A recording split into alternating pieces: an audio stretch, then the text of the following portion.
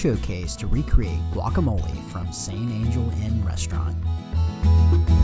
Hey guys, and welcome to another episode of Remy's Apprentice. Now, dating back to the Aztec Empire, guacamole has been a way for Central American cultures to enjoy that unsaturated fatty fruit, avocados. And not to mention, I found that the St. Angel Inn that is part of World Showcase has been replicated from the St. Angel Inn Hacienda, located in Mexico City, dating all the way back to 1692.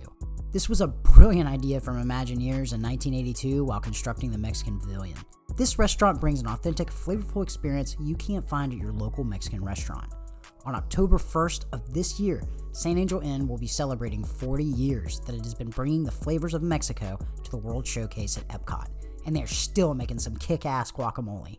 Excluding the mango, this recipe was given to me during the Epcot International Food and Wine Festival from a server at St. Angel Inn, and it was amazing.